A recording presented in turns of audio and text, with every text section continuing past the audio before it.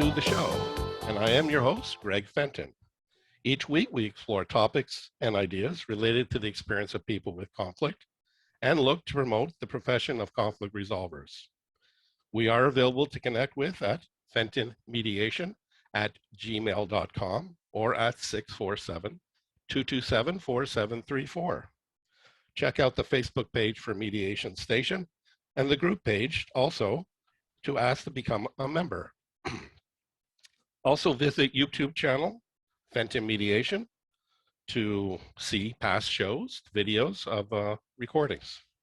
Listen to podcasts of Mediation Station on SoundCloud, Apple Podcasts, and Google Podcasts. Please follow us at our Twitter account, which is at Fenton Mediation. The conversation today is called Forgiveness and Guilt, Two Sides of the Same Coin or Not.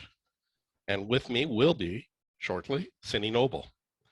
The program continues to be live each Sunday night from 8 to 9 p.m. through Zoom.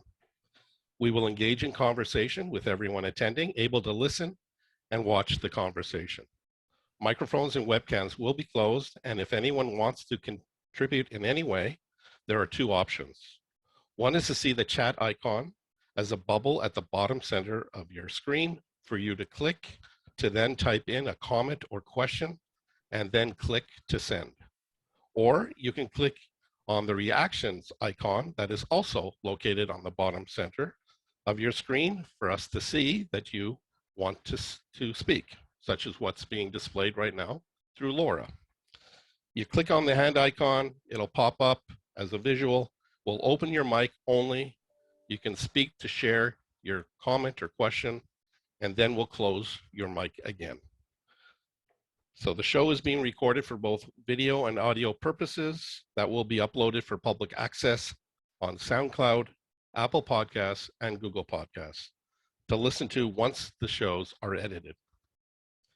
So today we're talking about forgiveness and guilt, two sides of the same coin or not, with Cinnie Noble. And I do have one announcement to say. Family Mediation Practicum Ontario. There's another option available for individuals looking to become accredited as a family mediator in Ontario. Ontario Association for Family Mediation, OAFM, is now providing that 80 of the 100 hours of practicum experience can be completed using simulated cases. The final 20 hours of the practicum must be completed with real clients. So Family Mediation Practicum Ontario is providing through its OAFM approved course this experience starting this fall, 2021, by using realistic case scenarios with the 80 hours counting towards accreditation. All classes are online with real-time feedback. For more information, you can check out the webpage, familymediationpracticum.pccs.ca. All right, so let's transition to the conversation. Forgiveness and guilt, two sides of the same coin or not. Welcome to the program. Hi, Cinnie, how are you? Hi, Greg. Nice to see you again. Yeah, absolutely. Appreciate it. It's been a little while. Yeah. Yes. Well, I mean, this is the best way to try to transition because when we were together at the station, that was, a good opportunity with COVID happening over the past 14, 15 months, had to adapt. So this is the opportunity to adapt. Most recently, it went to this format, the end of January of this current year. So I think I may continue to stay with this. Okay. I got to ponder that and reflect on it and see what's going to be. I know I've been doing the same thing, thinking about training because it's been so successful to be done virtually that it's really interesting decision to make. I mean, some people really miss being in touch in a workshop, and others it's attracted people from all over the place. So it's a decision to make. I think some hybrid or having both is really where to go. Yeah, I totally concur with that because of the flexibility. I really value the in-person delivery. I did have a in-person family mediation in March, April. So I went to the client physically. We did the precautions, though overall other opportunities are done by remote through the Zoom delivery, for example. So I got to think about that. That's a lot for me to think, I struggle with thinking. Anyways, How about we start off something a little light? So thanks for coming back. Start with sharing something about yourself that people take for granted with you or about you. I think one of the things people take for granted about me is that that they think is true, but it isn't, is that I'm extroverted. I'm out there and I speak a lot and I run programs, and I'm actually really introverted. And so I think that would be something that occurs to me around all that. Yeah, that resonates with me because I'm a really shy, introverted person. My history is not in public speaking, though the work you do and that I end up doing too, like this, is a public profile, and you Yeah, have to be out there. very true. Why do you think that people have this sense that, because people do this public presentation and speaking, that they connect that people are extroverts? I think it's an easy connection when I think about it, and I've thought that about people who I know that are extroverted, in fact. But I do know lots of introverted. I think when you really love what you do, as you do and I do, that it can bring out us in a way that may be slightly uncomfortable. Like I have to always rev up my energy before I'm coming on the show or teaching or when I'm speaking at something that extroverts might not have to do. At least my colleagues who are extroverted just can't wait to get out there. And I'm kind of like, oh, okay, am I ready for this? And kind of going through all that. But I think it's a natural thing for people. In fact, people have said to me, I don't believe you're introverted.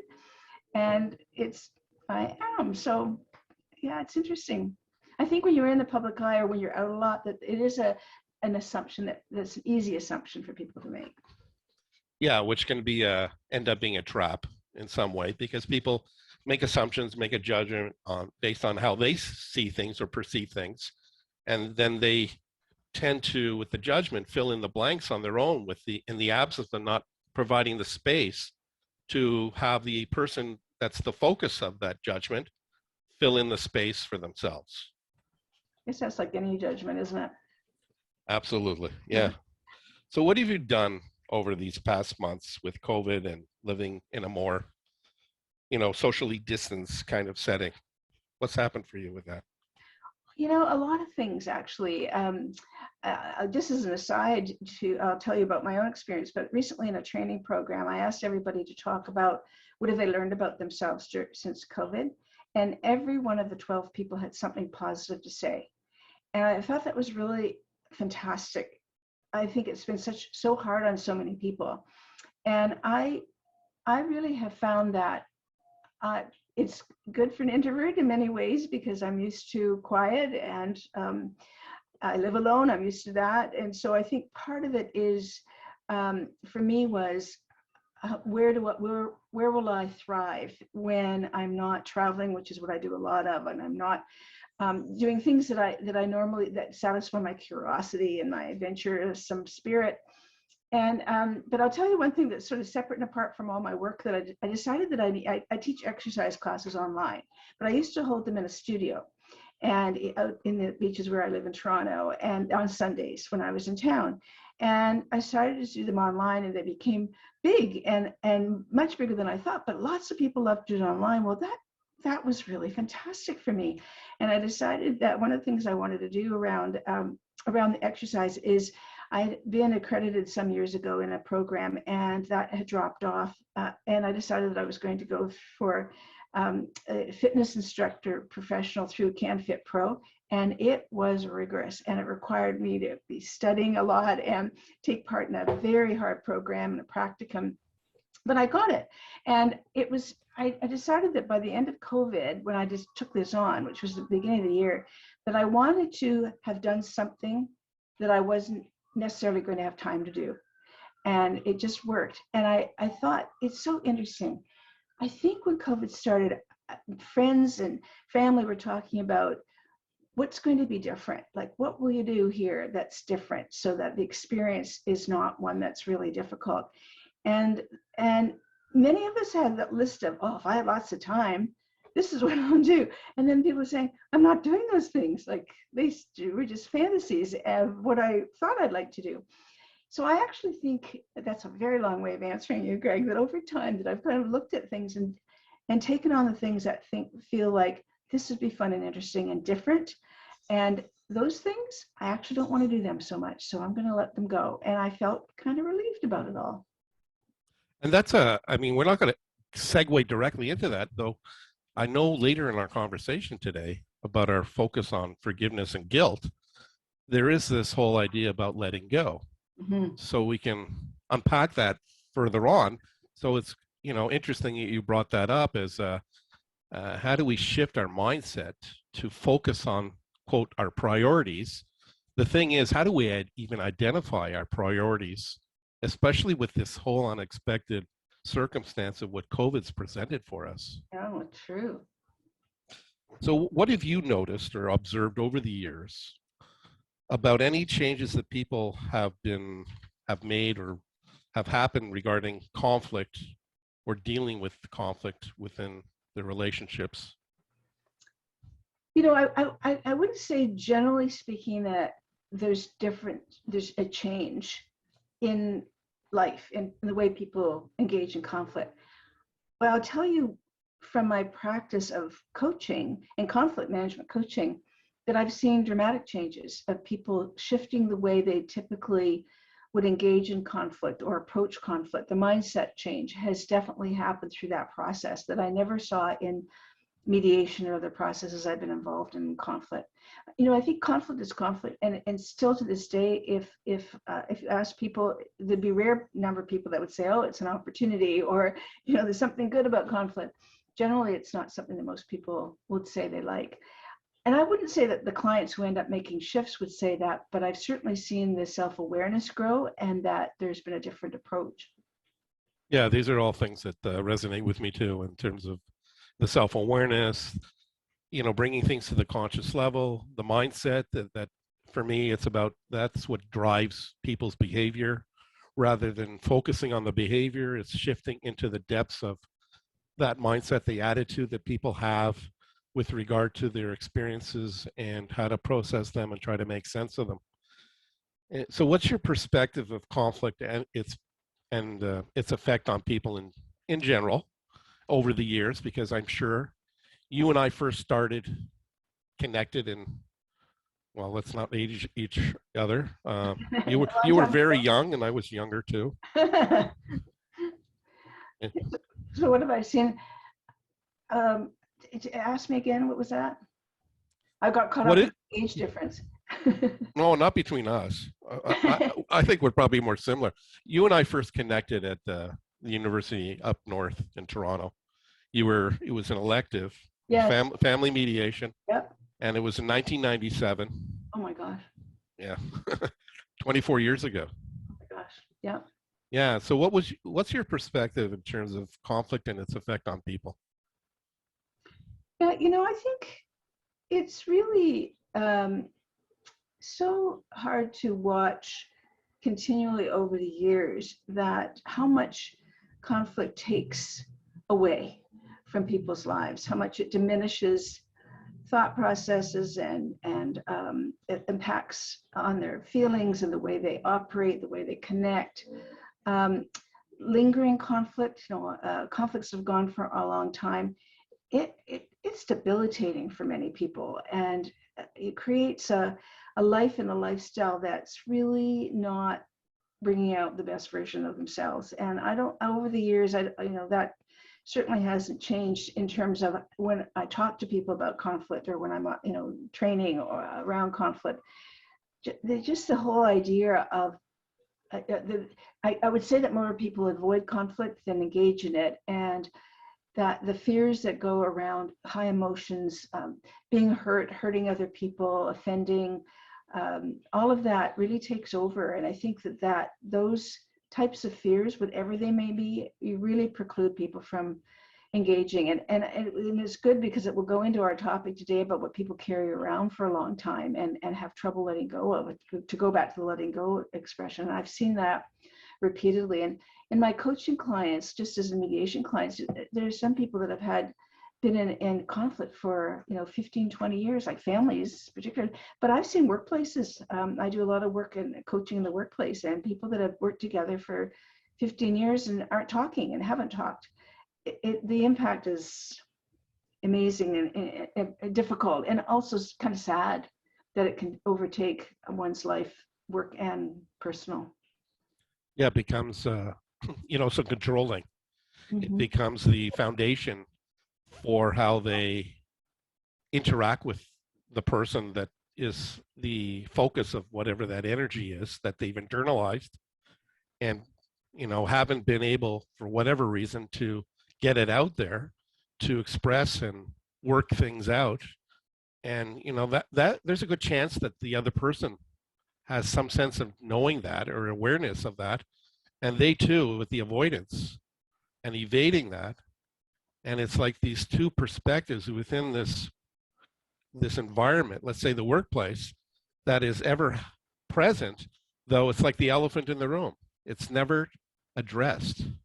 Well, and I mean, really, the root, when you think about it, is that many people who don't deal with conflict, that's what they pass on to their kids. That's how they operated. So it's not like we've had a learning that has shifted the idea of what conflict is. And so whether people are in their workplace or in their families or friends, that history of how the families dealt with conflict just follows us. And I don't think until I started to do coaching was I as aware as I became about how to shift habits and shift patterns, which is what has happened to most of us around how we, as soon as we are faced with conflict, just falling back, our brain goes to our habitual place. And that learning has really been helpful for me as a coach and personally as well, too. Yeah, I mean, when people have this perspective of, being so affected by someone, they internalize it and then it's not addressed and it becomes from a little thing to a mountain.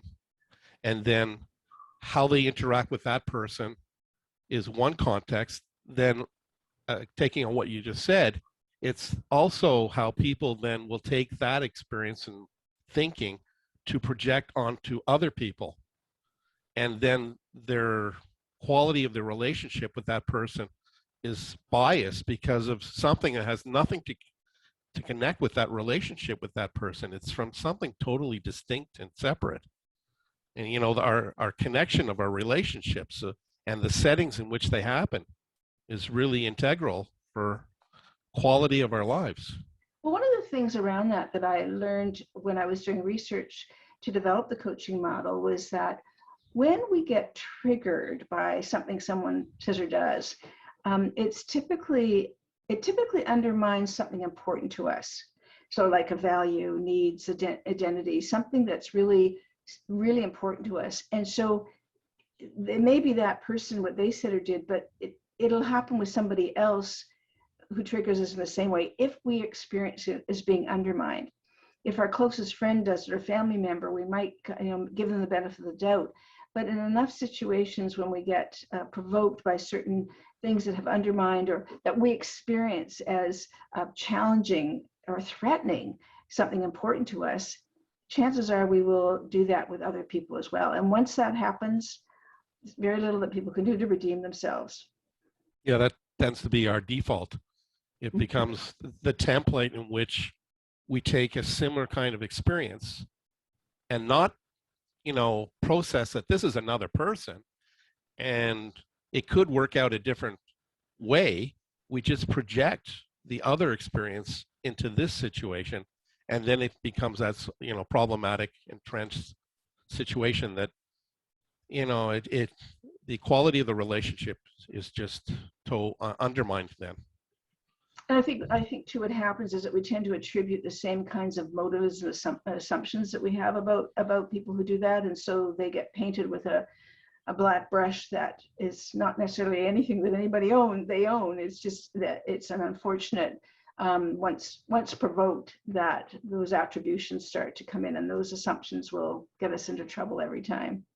Yeah, and I think it's also with the self-awareness that we too, we're not removed from that affect as well, that we can be also affected by others, even though we're quote professionals. Of that course. we then can project in a similar vein. We're not human. We are humans. We're not robots, I should say. And, we're not always one way or another. Um, Only consistently, always. We try to be mindful of being that way. So let's,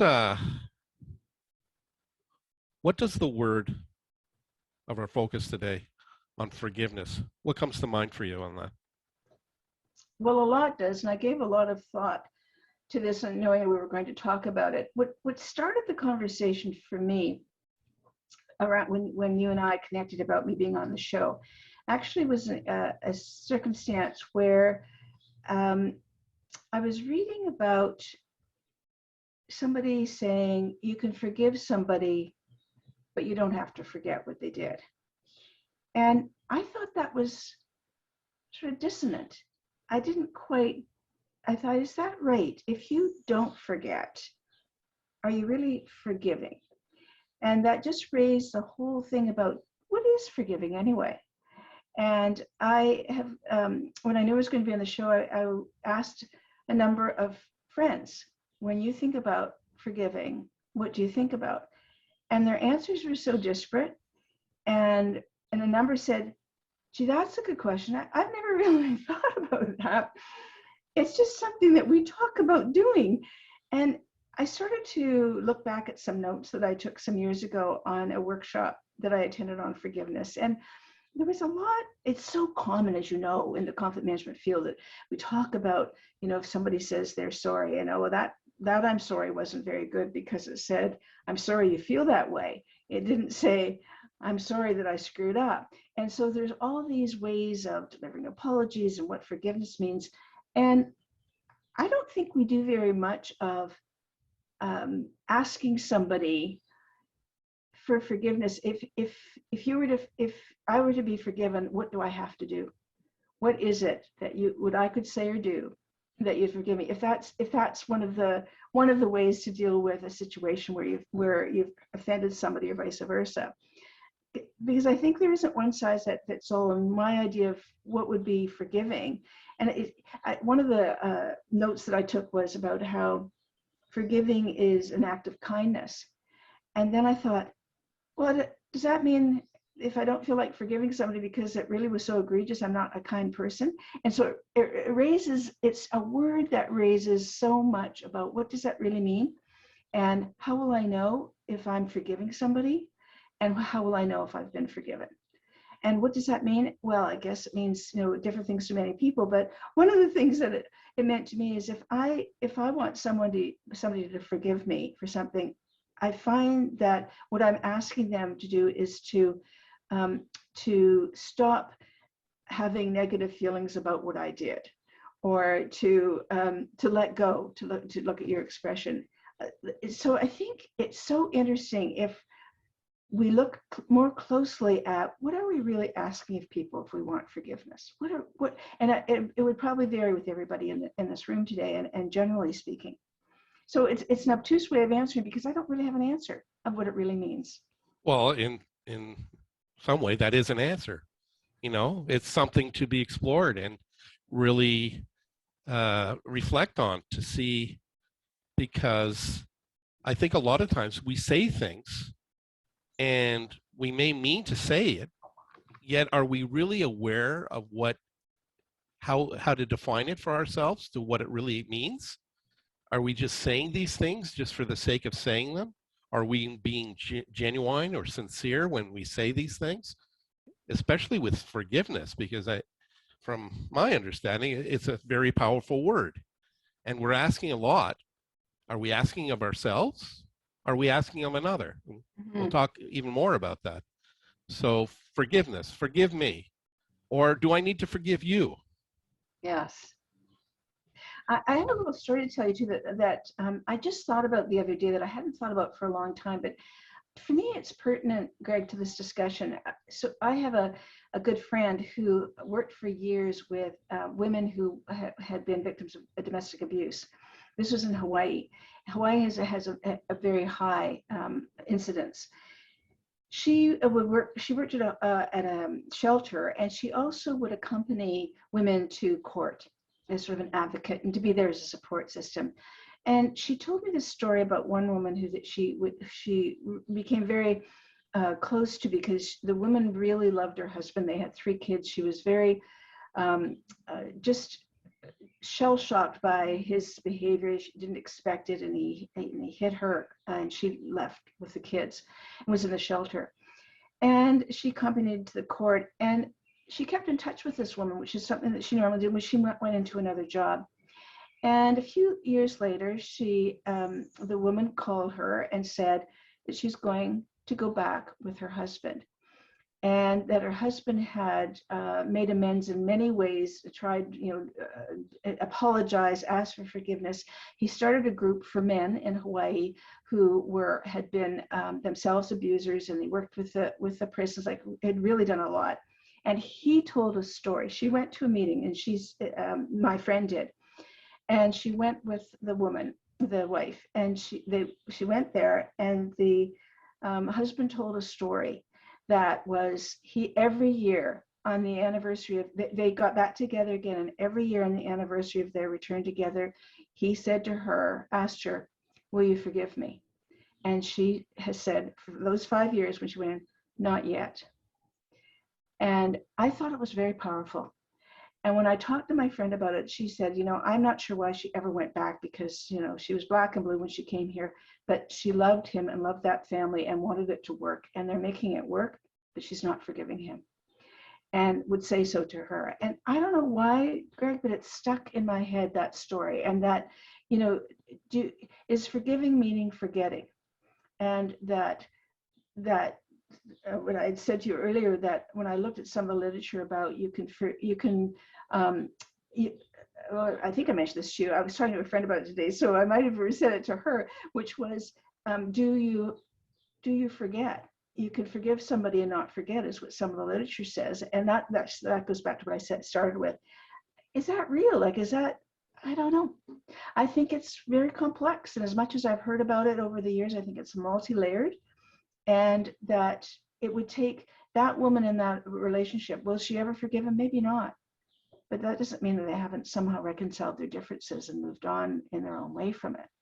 Well, she still made a conscious decision to be involved in that relationship with the person that has, presented this experience of all the abuse, that she's now saying, okay, I'll sort this out some way, and I'll work with this person, her spouse, and yet it's not to the point internally for her where she's forgiving, though she's conscious of it, not to forget.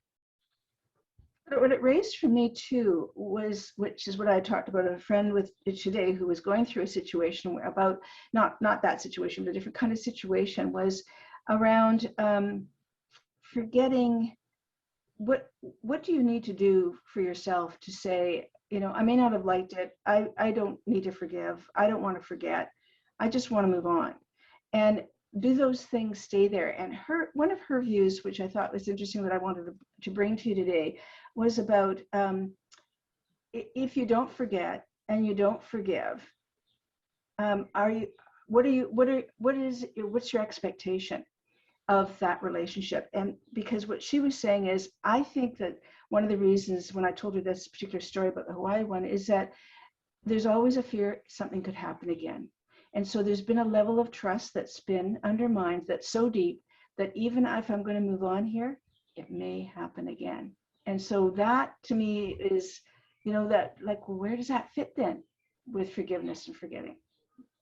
Well, like, is forgiveness connected with the trust factor profoundly? I mean, as a core of the relationship? Well, I wonder about that, and I think it's partly is one of the reasons people don't forgive or forget is they don't trust that it won't happen again. How will I know you won't hurt me again? How do I know that? And so if your trust has been shattered and impacted that way, how do you move on really? And how do you let go really? And that's why they, if the trust is not there, then their safety net is not to forget. That's their means to keep self-aware.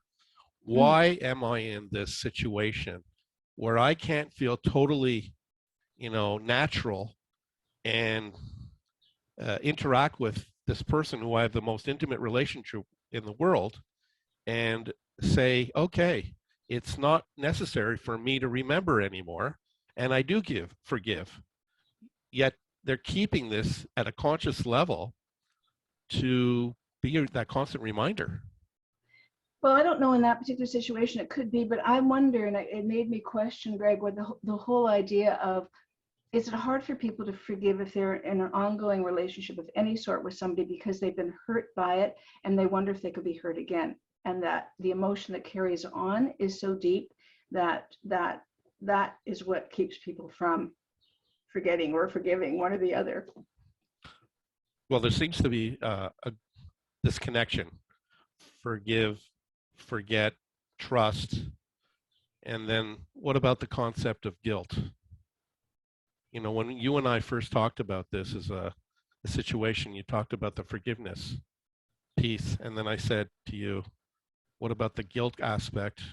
Are people asking for forgiveness because there's a sense of guilt in their world, their lives? Well, I think that's a really good question. I think that is one of the reasons that people do that. They feel guilt-ridden and they'll feel better. So it feels to me, or it makes me think that when you feel guilty, that it's much more about serving my own guilt when I ask for forgiveness. And is that true? Is that the case or not? I have a situation, a coaching client who one of her colleagues called her out in a meeting and was quite rude to her, and then afterwards, my client said that she ran from the room crying. She was so upset and so felt so awful and felt shamed and embarrassed in the room. It sounded awful, and that the person that did this ended up going to her and saying to her, I feel so guilty. I'm really sorry. I didn't mean to. And my client said, how am I supposed to forgive her and forget when she came to me out of her guilt, not because she meant it? And I think that is not an uncommon place that people go to. And for me, it connects again with the concept of trust. I cannot necessarily trust that person because they're not coming across to me as sincere or genuine. I have a certain description and definition of what forgiveness needs to look like, and it has to fulfill mine in order to forgive another. I think it's a very interesting about, what is guilt? I remember taking a course in my Psych 101 many years ago, long before I knew you, Greg. And it was around what is guilt. And a few things that I remember from it that have stood over the years, because I hear about guilt a lot in my work. And one of the things that was about guilt was that the other side of guilt is anger. And so when I hear people say feel guilty about something, or if I do, I think, what am I angry at? And sometimes it's anger at myself. And it's a really important, whether it's true. I mean, I don't know the psychological basis for it. I just remember from Psych 101. But I think there is something to look at about guilt and where does anger fit into that? Yeah, I think that's a really important one. We'll talk more. I mean, actually, for sure, you can ask questions at any moment. Just looking at a chat, someone asks, when can we ask? You can do it right now if that's something that's important to you. You can make a comment or a question and we'll inject it as part of the conversation. So if there's something specific on your mind, please feel free to do the little chat as you've done. So, Hi. Oh, sorry. I have a multitude of questions, but two stick out in my mind. And I think it might benefit others if they also relate to the situation.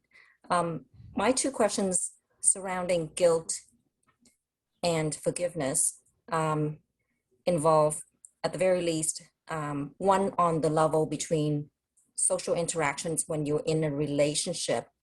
If, in my case, I've experienced a lot of trauma in prior relationships. I experienced rape and I lived for 17 years in a narcissistic relationship. that was severely abusive.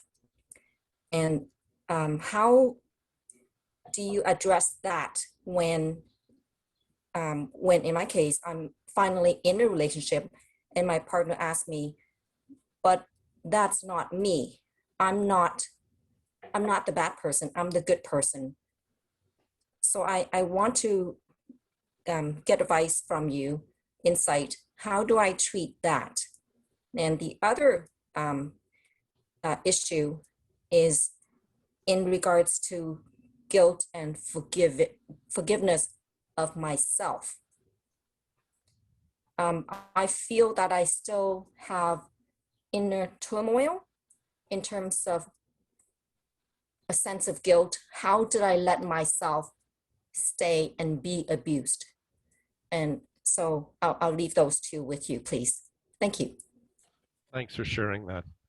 Cinnie, let's sort of focus on the first one. I think we may have broached that in some way where we have, you know, the experiences of our past become our template for how we process relationships or interactions in the present and thus affect for the future. What can you say about that? Yeah, I think that's really a natural thing to do. I don't think you get over a trauma and therefore act different in a relationship. I can see why a new partner would say, but that's not me, and I'm not going to do that. But your trust has been shattered.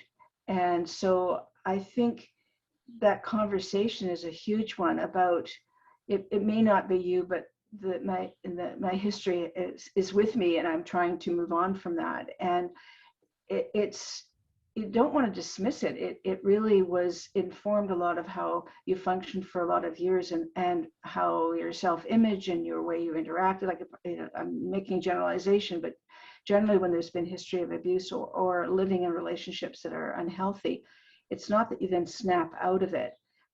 You might be in a much healthier relationship now, and you might have learned a lot about what you won't do. The new partner may not know that or not get it. Especially if people haven't had those experiences, it's really hard for people to understand anyway, partner or not. And so, you know, I'm not particularly somebody who likes to provide advice because I don't have enough information. But my sense is that that conversation that is that you are, you know, dealing with something that happened that had a huge impact, and that you are going to be wary, and that's who you are right now until you're able to work through it. And I don't know if those are conversations you've already have, or you need to have, or want to have. Sometimes it's I think important in my own experience to let other partners know about impacts of characteristics, behaviors, conduct that have not worked, and that we're not a blank slate when we meet people. We've had other relationships, so how we maneuver and navigate around a new relationship so that they don't think that they're being painted with that brush, but at the same time are wary and aware that you have a history, and it's left an indelible mark right now, and that's not something that you are blaming them for or expecting of them. It's you wanting to move to a place where you can better trust yourself in the relationship and the relationship. I don't know if that's very helpful. It's hard to know in a vacuum, but I think not to be too hard on yourself at all, or not to be hard on yourself at all. It would make sense that your history will be there with you, and it had a huge impact on you. And I would say too that, you know, this coming to the surface where her current partner is expressing something that's really from the point of view of the person who asked the question here, that it's about her past history that is impacting her current relationship. So Right. There's something happening that's not happening as the best in a healthy way. And so bringing it to the forefront or up to the conscious level, I think is an opportunity. And you know how this person's going to navigate with that. I think the current partner is expressing an interest in some way that we need to deal with this, and be mindful that I'm not to blame for that. I didn't contribute to that circumstance. So I think this can open up a pathway, and the communication needs to be a little more involved, a little more in depth, especially from what we can present through this conversation today. Though I think it's an opportunity for you to explore that internally, reflect on, now that this is in the conscious level of your relationship, what do you want to do? How do you value your current relationship? And so the past doesn't undermine your current relationship in some way. So that's one thing. And so with regard to the other aspect of her question, her second question, do you remember that one? Yes, about feeling guilt about having stayed in that relationship. Yeah.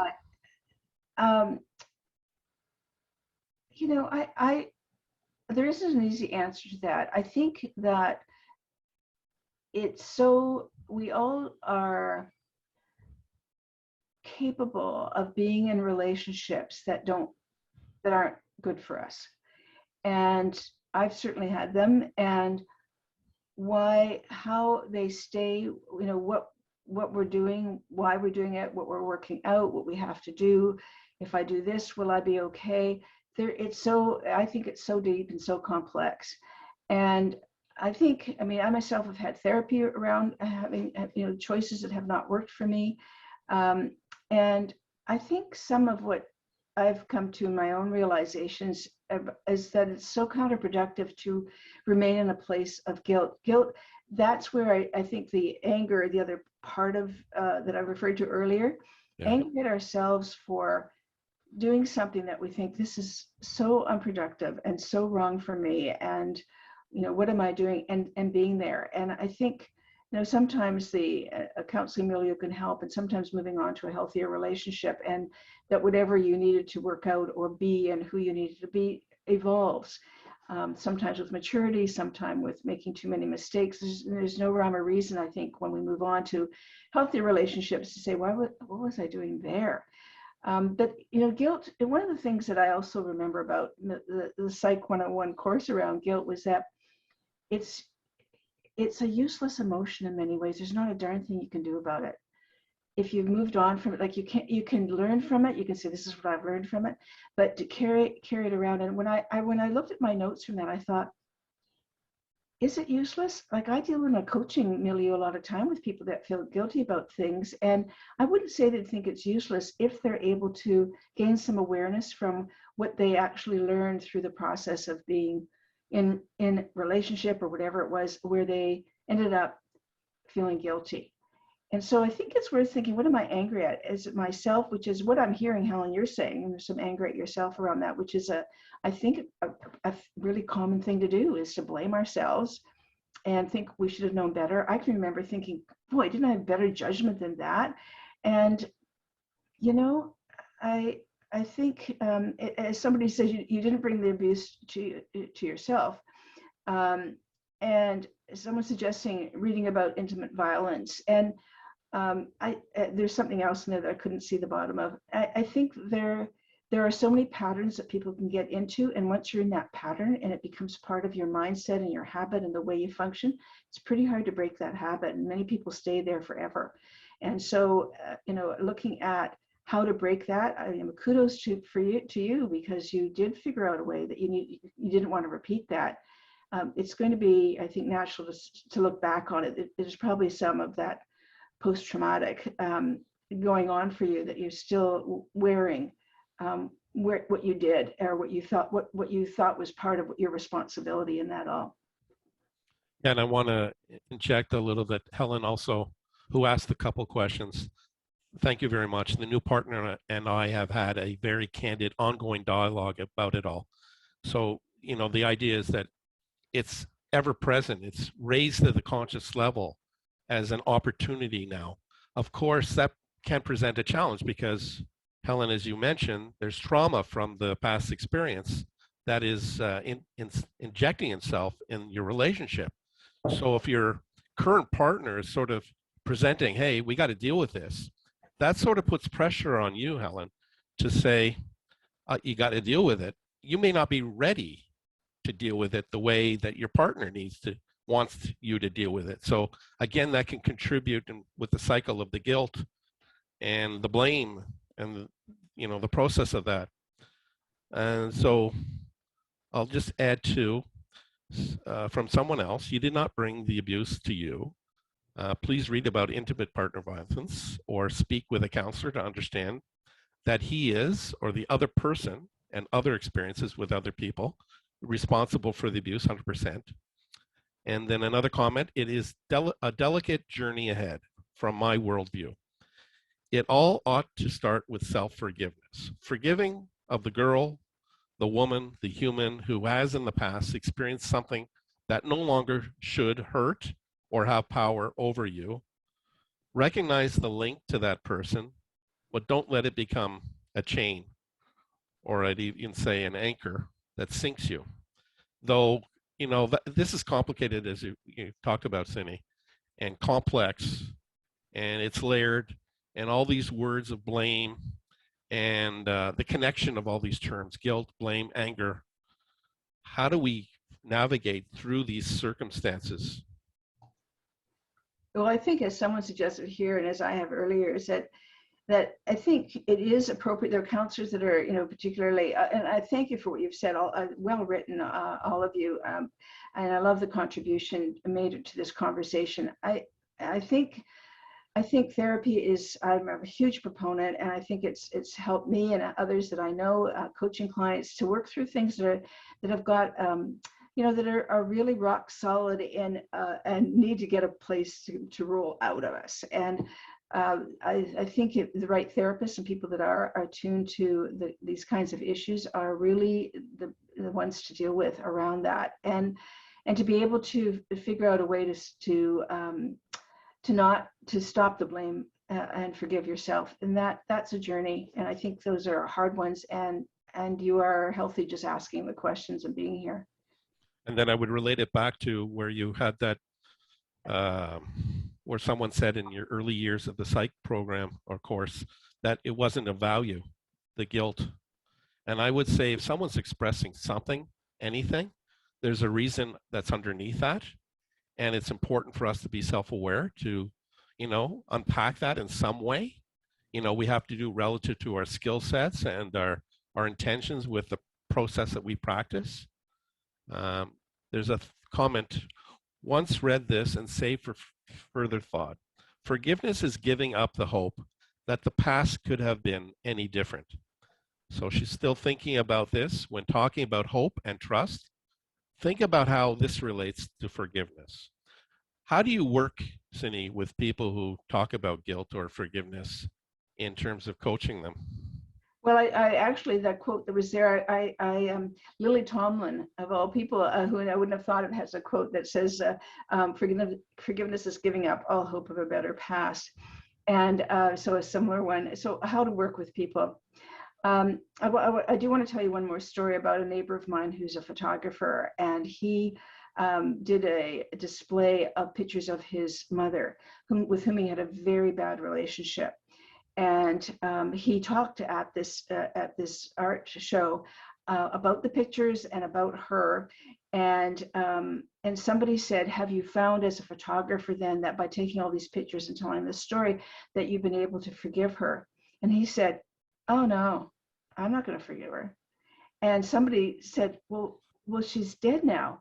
And he said, I'm not going to forgive her. And I thought it was pretty powerful, and he is a neighbor, so I talked to him about that. And I think that it reminded me, to go to your question, Greg, of that when people come to me as a coach in my coaching capacity, that the layers of what people have experienced are so deep that coaches don't give advice or suggest what people ought to do or should do in order to get past or get over. It's really a matter of each person's story being their story, and because coaching is goal oriented, is what do you want to do with that? What is your goal? Like, why have you come here? And sometimes it's I just need to hear myself out one more time, and more often than not, though, it's I need to figure out a way to move on. And moving on is probably one of the biggest goals around people in conflict, that they've had it, they've told it way too many times the story. They have thought about it far too long, kept them awake too many nights, and they want to figure out how to let go. Well, that's not very easy. And, you know, one of the things that I've learned over time around in my work and my research was around, you know, where things, the emotions get embedded and in our brain, and we go to negative and we'll go to places we will, you know, like we talked earlier, you'll see certain characteristics and it'll trigger us off again. It's too similar to another one. It's a long process for people to work through what it means to move on. And even that expression, what's moving on mean? What does letting go mean? Is so full of different definition that you have to be so astute as a coach and so intuitive and relating to clients so that they get to tell you what it is their need is, not what we might think letting go is or what our experience might be. So it's a big conversation, and it's so much around what people's needs are and why they're coming to coaching, like why now? Because many of them are old injuries, old, you know, things that have stayed with people. Sometimes I've referred people on to counseling and therapy. Other people find by the coaching process, they're able to start to shift and aim for something different. That story I told you about the abuse in Hawaii, there was a gentleman at the University of Hawaii who done some research with Vietnam vets, and it was like a coaching process. It wasn't conflict coaching, but it was a coaching process where people are, okay, what is the goal and how are you going to get there? What do you need to do? And working with people weekly for 4 or 5 months at a time, having them have tasks, having them get moved from their amygdala to their prefrontal cortex to be practical and thinking about what it is they're doing, not not concentrating just on the emotions they're experiencing. And this gentleman, a prof there at University of Hawaii, approached my friend, and she instituted at this place that she was working a process was much more about how do you start to replace what will you think and feel differently in order to be able to achieve what it is you want to. It may not be that you can go back to some people. In fact, some people have lost people and they come to coaching because the person's gone, like literally dead, and they still are feeling it. And so some of it is what it is that you really mean and what do you want and what will an end product look like, and working towards that. And again, it may be requiring therapy, but there are sometimes some processes where people start to shift the mindset about how they thought about themselves and the other person in order to start to make some incremental steps to change. And I think too, with the forgiveness and the guilt, is that we have to reflect on, is that coming from an external source, or is it something that's somehow we feel is being imposed on us and others have control over, rather than for us saying and defining, identifying for ourselves through self-determination that we have control over things and we need to better connect. And, you know, with your coaching, it's about getting people to connect within and not tell them. It's to create a pathway for them to, connect within, to have that power to decide for themselves rather than you telling them what would be best, because from all your experience in training and coaching is that telling someone is not going to work, because people have to have a conceptual connection with what you're saying for them to appreciate, to actually do something with it. Yeah, I think partly with coaching, it's a pretty action-oriented, results-oriented process where people are expected to say, by the end of coaching, what are you hoping will happen? What's going to be different? And if it requires counseling because it's not within a coaching milieu, because it requires people moving, trying things, doing things, being really literally taking charge of how they want to be instead. And that not everybody's ready to do that. So I've certainly referred people elsewhere. There was a really good, I saw a glimpse Greg, of somebody who had said something about you do not need to forgive and some people cannot forgive. The alternative is acceptance. And I think acceptance is layered, but I think it's a really good word. I think even a word that I like to use instead of accept is to acknowledge that things happen, because I don't think that everybody necessarily can accept that. I think that in coaching, though, I mean, I think it's such a good point. In coaching, though, I do hear people who are able to shift at that time, if they're ready, get to a level of, it happened, I can't change what happened. And sometimes what's holding people there is thinking that they could have done, if I'd done this, maybe if I'd done that, maybe if I'd been different, maybe. And it's acknowledging that you weren't there at that time, and now you're here. So it can be, and I love the word accept, so I'm not criticizing it by any means, but more often than not, I find that people are perhaps acknowledging, recognizing that they aren't to blame. That's a huge shift for a lot of people. But you're quite right. We can't change the past, and all that we can control is the here and now and how we move going forward, which I think is brilliantly said. So thank you for that contribution. I think it's about people needing for themselves to make sense of what it is they feel with regard to a lived experience that has a profound and lasting impact on them, and how to navigate with that. Yeah.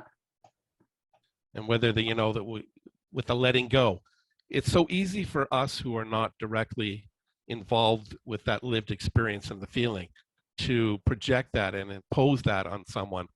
And the person hearing that, they want to be respectful, to thank you for your caring. At the same time, you just don't get it because it's got this different meaning for me than what you simplify it to. There's a question. Cinnie, how can one let go if others discourage me from recounting the experience? They said to me that my recounting the experience means I haven't let it go. Oh, it's a great question, Helen, too. I think there is some literature around neuroscience literature that says that venting is overrated. And meaning, if you keep repeating and going over and over situations, you are staying in the amygdala, in your emotional part of your brain. And part of coaching, especially coaching, and it may be different in therapy, but in coaching, it's moving forward.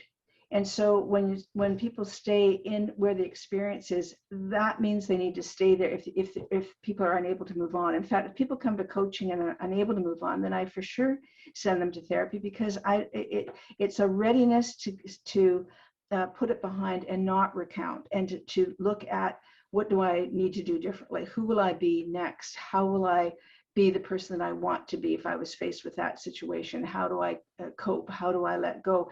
Things that are actually are more action oriented, about moving ahead rather than going back. So I think that recounting is definitely what happens in therapy, and it happens in coaching in conflict coaching to some extent, but the coach will be looking at moving ahead and observing and noticing whether somebody's ready to do that. And if not, they may not be ready to be coached. Yeah, and if people are repeating, the same circumstance or words and the feelings with regard to those lived experiences, the person, i.e. the coach, is skilled in being aware of that, what's happening to what's not happening, through the active listening skill sets, and that's, like, for me, a sign that people haven't moved on, are not necessarily open to it at that point. And then how do we navigate with those moments for that person? Because we have to be adaptable in our approaches with the different people we work with, because we can't use a cookie cutter approach that, because this worked in terms of an approach with one, the same approach is going to work with another. You adapt. So what about, this whole thing with forgiveness and forgiving? We need to forgive ourselves before we can forgive another. What's that concept for you? Yeah, I do think when we're asking for forgiveness, that there is an element of needing to forgive a big element of forgiving ourselves before we do that, because we're often asking for forgiveness because of our guilt or because we know we've done something that's hurt somebody or offended somebody. And I think forgiving ourselves for it, it's not that. I think it's the same dilemma I had in talking about forgiveness. What is it all about really is, sometimes I suspect people can forgive themselves, but the other person's not ready to forgive them. And so it's, is it, what happens then? I think that it's part and parcel of a whole discussion, Greg, on this that is one that probably needs hours of discussion, because, I remember having a client that said, well, I've forgiven myself. I don't know why he hasn't forgiven me. As though one follows the other. So they're not axiomatic, but there is a sense of that some people have, that they've had to go there first before they can even ask for forgiveness. On another situation that just occurred to me as we're talking about this, I can remember a client that said that she went to a coworker and said, I screwed up. And I don't know if you'll ever forgive me for this. And the coworker said to her, I have now. You admitted you screwed up. That means everything to me. And when the client told me about that, I thought, it isn't the first time I've heard or been experienced or myself been when I've owned it. And I think this goes to a lot around the apology piece. And I know people have asked for forgiveness when they haven't forgiven themselves, and that it's a different process. And so, I think they're certainly intertwined to some extent, but not necessarily, and they could be quite separate. Yeah, and I'm hearing the acknowledgement piece and the apology piece. There's a connection. They're not the same from my point of view. What I'm hearing from you too, that, that person, the last story you were just sharing, where the person raised it to the conscious level and made a statement of acknowledgement, which wasn't about an apology, though there might have been regrets or a sense of feeling guilt with what did happen and how it may have impacted that other person. And so, yeah, they're not the same, though, they can have as a great as power. Totally. The power of acknowledgement relative to the power of apology. I mean, who's to say one's more? I mean, it's for the individual who's involved in that relationship to define that and determine that for themselves. That's exactly true, Greg. So we're going to be closing out very soon. Anybody out there have further comments or questions you want to either chat in or open up your mic to contribute? We'd welcome that opportunity. Okay.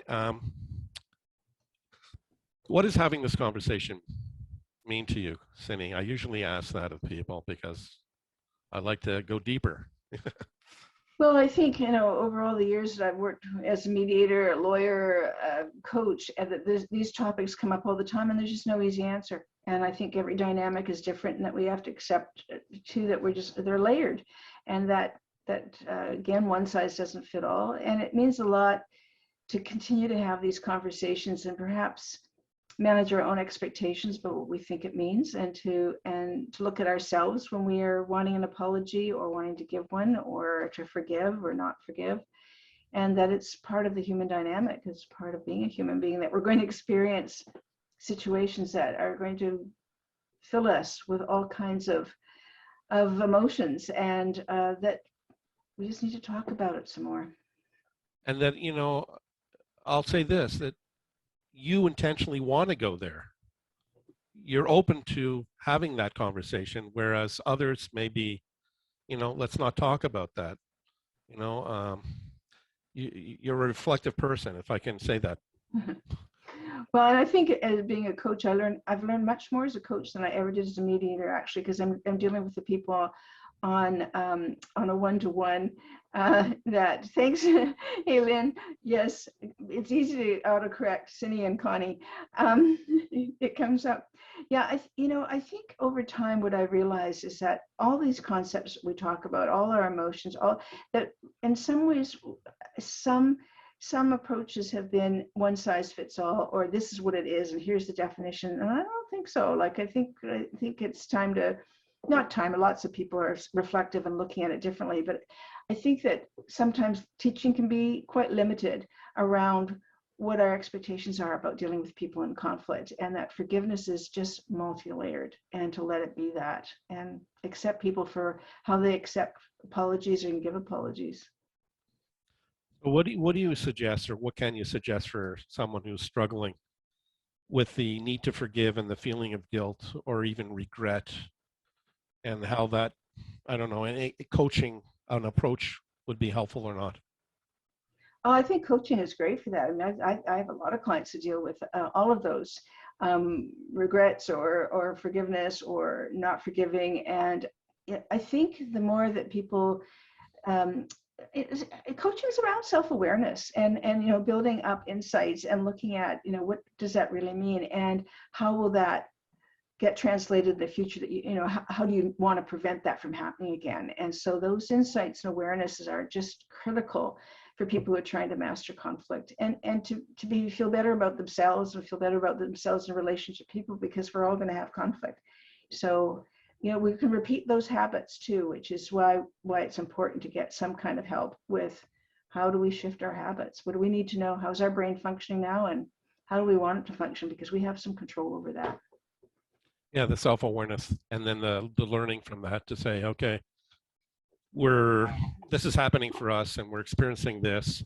And so what have I learned in order how to better process it so that it's a contributor, a positive contributor to my life, rather than a negative factor in my life, and undermines my whole sense of self-worth and value, and just deepens my sense of, that whole, I can't do anything about it, and I'll never be able to do anything about it. What do you want to share as a learning, if you could, in a succinct way from tonight's conversation? Are you asking me? Yes. Oh, yeah. That it's a fascinating discussion, and that there's so much to think about. And there's more to learn, for sure. Always more to learn. Yeah. Okay, so we're going to, I'll just put it out there one more time, make sure. Anybody have any comments, questions to contribute before we say thank you and move on? And Helen said very insightful advice, which is much appreciated. Thank you. Giving the acknowledgement to Helen, and also for sure for Cinnie. Okay, so let's say we're going to move on and say goodnight. Thank you, Cinnie, for attending tonight and helping with the conversation on this. My pleasure. Thank you. Okay, so everyone, have a good night, and we'll see you next time. All right, so we're going to close out and say goodbye.